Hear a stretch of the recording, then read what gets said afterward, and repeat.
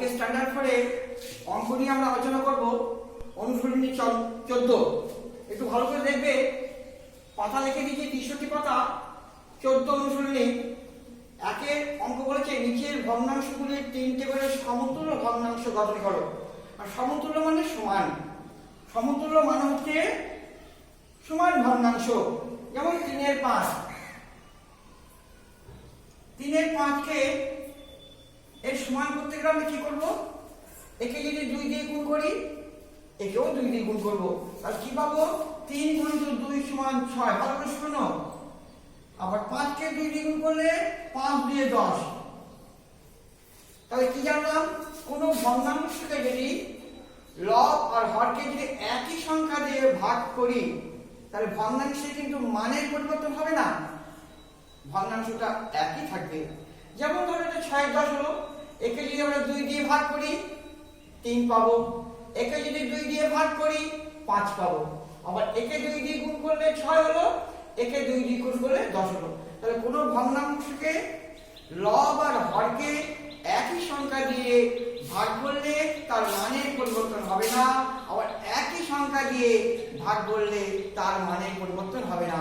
কিন্তু আমরা অবশ্যই মনে রাখবো, লব আর হরকে কিন্তু আমরা একই সংখ্যা দিয়ে গুণ করব বা ভাগ করব। যেমন এক্ষেত্রে হলো 3 এর সঙ্গে 2 গুণ 6, 5 এর সঙ্গে 2 গুণ 10, হয় গেল সমতুল্য। এবার 7 এর মানে কি করতে হবে? 3টে করতে বলেছে, এটা একটা হলো, একে 3 দিয়ে গুণ করব, 3 এর 9, একেও 3 দিয়ে গুণ করব, 3 5 এর 15,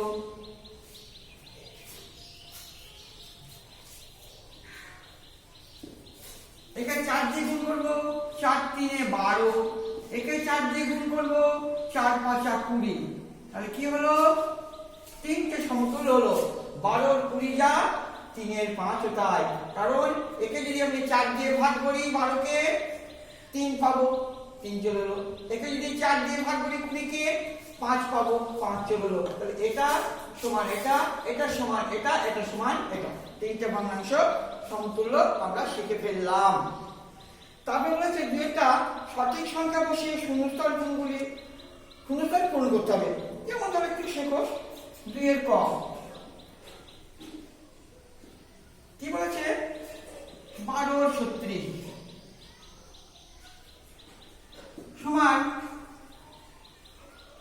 উপরেটা লেখা আছে 24, নিচেটা আমাকে বার করতে হবে। তাহলে আমি জানবো 12 কে কত দিয়ে গুণ করে 24 হয়? 12 কে 2 দিয়ে গুণ করে 24 হয়। তাহলে 36 কেও 2 দিয়ে গুণ করে এই ভাগটা লিখতে হবে। 12 লব, এই লবকে 2 দিয়ে গুণ করে লব পেলাম 24, 36 হয়, 36 কে একই সংখ্যা 2 দিয়ে গুণ করলে 72। ঠিক এইভাবে করতে হবে। তারপরে দেখো এখানে নিচে আছে 18, এখানে ভাবছো এটা স্যার কি করে করব? কিছু ঘাবড়াবার দরকার নেই। 18 দেখো কি করে পেলাম? 36 কে 2 দিয়ে ভাগ করলে আমি 18 পাবো। 36 কে আমি যদি 2 দিয়ে ভাগ করি তাহলে 18 পেয়ে যাবো। তাহলে আমরা 12 কে 2 দিয়ে ভাগ করলে কত পাবো? 6 হয়ে গেল সমান। এইভাবে শিখতে হবে। অঙ্ক কিন্তু শিখতে হবে, আমি বারবার বলছি, অঙ্ক না শিখলে কিন্তু আমরা জীবনে বড় হতে পারবো না, অঙ্ক শিখবই।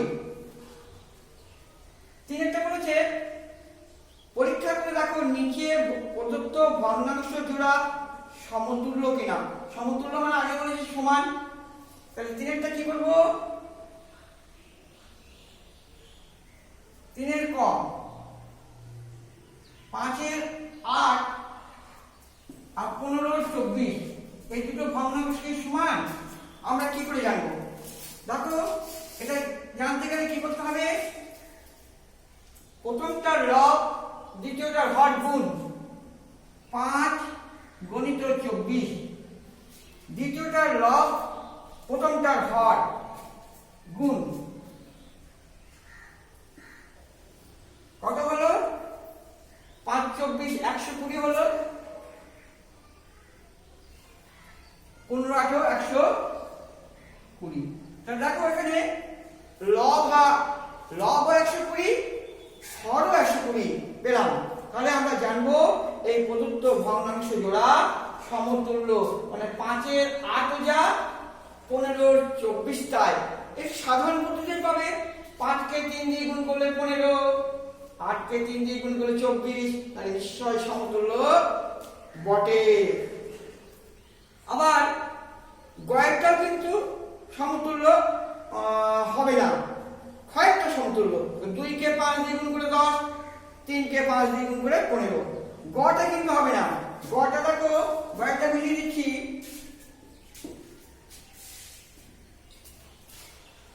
7 এর 9, 14 27। 9 কে 3 দিয়ে গুণ করে 27 হয়, 7 কে 3 দিয়ে গুণ করে 27 কিন্তু হয় না। এভাবে সাধারণ দৃষ্টিতে আমরা দেখতে পাই। আর নিয়মে করলে কি করব? নিয়মে করলে 7 গুণিত 27 14 গুণিত 9 সমান কত হচ্ছে? 189। এটা হলো 126। দেখো এই দুটো সমান হয়েছে, এই দুটো কিন্তু সমান হয়নি, তাহলে এটা সমতুল্য নয়। শিখে ফেলতে পারলাম। বুঝতে না পারলে পরে বলবে। চারটা বলেছে, চারটা ভালো করে বুঝতে হবে কিন্তু। নিচে অসদৃশ্য ভগ্নাংশগুলিকে সদৃশ্য ভগ্নাংশে পরিণত করো। সদৃশ্য মানে কিন্তু লব যা আছে, কি কি আছে, হরগুলো আমাকে একই করতে হবে। দেখো 2 এর 3 আর 5 এর 6, কিন্তু হর একই নাই, এটা অসদৃশ্য। সদৃশ্য করতে গেলে আমাকে একটু খাটতে হবে। এটা ভালো করে বুঝো। এটা বুঝলে পরের প্রশ্নগুলো যে অঙ্কগুলো আছে সেগুলো করতে আমার সুবিধা হবে।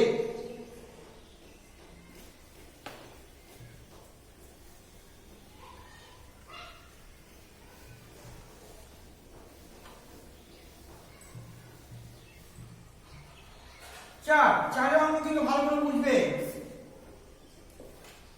শিখতে হবে। 2 এর 3 আর 5 এর 6।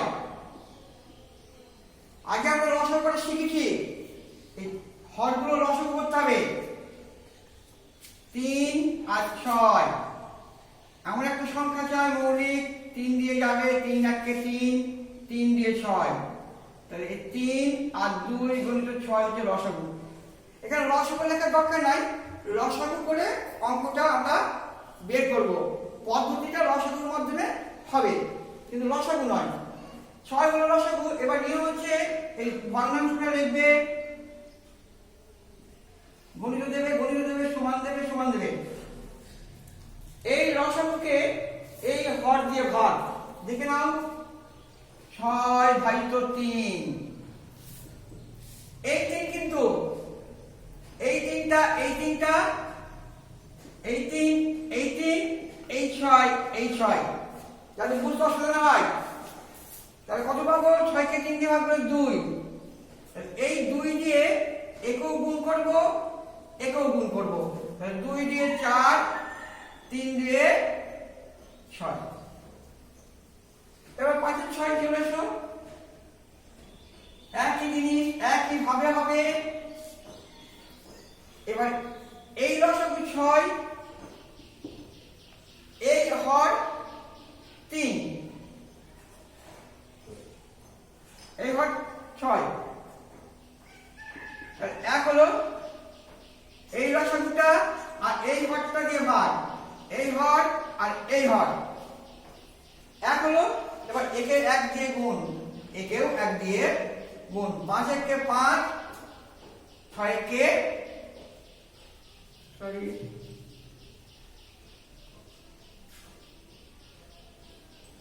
দেখো এখানে কত পেলাম? 4 এর 6। এখানে কত পেলাম? 5 এর 6। তাহলে দুটোর হর একই হয়ে গেল। কি হলো? 4 এর 6 আর 5 এর 6। তাহলে আমরা যখনই হর একই হয়ে যাবে তখনই সদৃশ্য ভগ্নাংশ হয়ে যাবে। এইভাবে সদৃশ্য ভগ্নাংশ আমাদেরকে করতে হবে। এই লসাগু করে আরেকবার বলে দিচ্ছি, এই হরগুলো লসাগু করলাম, 3 আর 6 লসাগু করলাম, 6 লসাগু পেলাম। এই 6 কে এই হর দিয়ে ভাগ, 2 পেলাম। এই ভগ্নাংশটাকে 2 দিয়ে গুণ, একেও 2 দিয়ে গুণ, লবকেও 2 দিয়ে গুণ, হরকেও 2 দিয়ে গুণ। 2 আর 2 4, 3 আর 2 6। এই তিনটে থাকে একই পদ্ধতিতে আমরা করে যাব। এবার 5 আর 6, এই লসাগু 6, এই হর 6, লসাগুকে এই হর 6 দিয়ে ভাগ করলাম, 1 পেলাম। এই ভগ্নাংশকে উভয়কে 1 দিয়ে গুণ, মানে লবকেও 1 দিয়ে গুণ, হরকেও 1 দিয়ে গুণ, তাহলে 5 আর 6, 4 আর 6 আর 5 আর 6 একই হয়ে গেল। অতএব সদস্য ভগ্নাংশ করা আমরা শিখলাম, এইভাবে করতে হবে। এবার দেখো 5 এরটা, 5 বলেছে কি করে করতে হবে শেখো, এটা মুছে দিচ্ছি।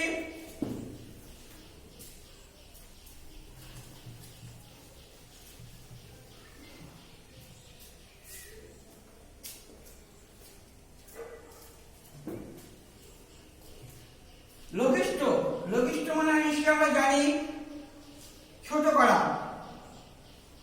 লঘিষ্ঠ মানে হচ্ছে ছোট করা। 6 এর 8 এমন একটা সংখ্যা দিয়ে ভাগ করবো, লবকেও যেন ভাগ করা যায় আবার হরকেও যেন যায়। তাহলে একে যদি 2 দিয়ে ভাগ করি 3 পাবো, একে যদি 2 দিয়ে ভাগ করি, একে যদি 2 দিয়ে ভাগ করি পাবো 3, একে যদি 2 দিয়ে ভাগ করি পাবো 4। তাহলে আমার লঘিষ্ঠটা হয়ে গেল। আটটা পদ্ধতি করা যায়, কাটাকাটি করে করে শিখতে এখন শেখুন ওটা, সেজন্য ওভার গেলাম না। এটা আবার বলছি, লবকে যে সংখ্যা দিয়ে ভাগ করব, হরকে কিন্তু ঠিক সেই একই সংখ্যা দিয়ে ভাগ করব। এমন একটা সংখ্যা নির্বাচন করব যেন দুটোকেই ভাগ করা যায়। এখানে গেল 6 কে 2 দিয়ে, 8 কেও 2 দিয়ে, তাহলে একে 6 কে আবার 2 দিয়ে ভাগ করলে 3 পাবো, 8 কে 2 দিয়ে ভাগ করলে 4 পাবো। একে কাটাকাটি করে করা, 3 এ 4, উপরে 3 নিচে 4, যে পদ্ধতিতে করতে পারো। এখন অঙ্ক শিখছো, তোমাদের মাথায় যে পদ্ধতিটা ঢুকবে সেই পদ্ধতিতে করবে, কিন্তু শিখতে হবে। এই 5 পূর্ণ হলো, 6টা আমি কিছু নেই, সব সদস্য গণের তুলনা দেখিয়ে দিয়েছে। হ্যাঁ, এর পরের দিন আমরা 15 অনুশীলনী নিয়ে শিখবো, ছোট বড় বা শেষ করা, বৃহত্তম ক্ষুদ্রতম। হ্যাঁ, আগে যে উদাহরণগুলো দেওয়া আছে একটু পড়ে নেবে, তাহলে আমি যখন বোঝাবো তোমাদের বুঝতে সুবিধা হবে, আমারও বোঝানো সুবিধা হবে। এগুলো খেয়াল করবে। আজকে এই পর্যন্ত থাক, পরের দিন 15 অনুশীলনী হবে। সবাইকে নমস্কার, সবাই সুস্থ থাকো, ভালো থাকো এবং বাড়িতে পড়া অনুশীলন করো, নাহলে এগিয়ে যেতে পারবে না, পরে অসুবিধা হবে। সেজন্য আমরাও চেষ্টা করছি, তোমরাও চেষ্টা করবে। বাড়ির অভিভাবক তো সাহায্য করছেনই, সেজন্য বারবার বলা হচ্ছে ভালো করে পড়াশোনাটা করবে। বুঝতে না পারলে আমরা আছি। ভালো থেকো, সুস্থ থেকো, নমস্কার।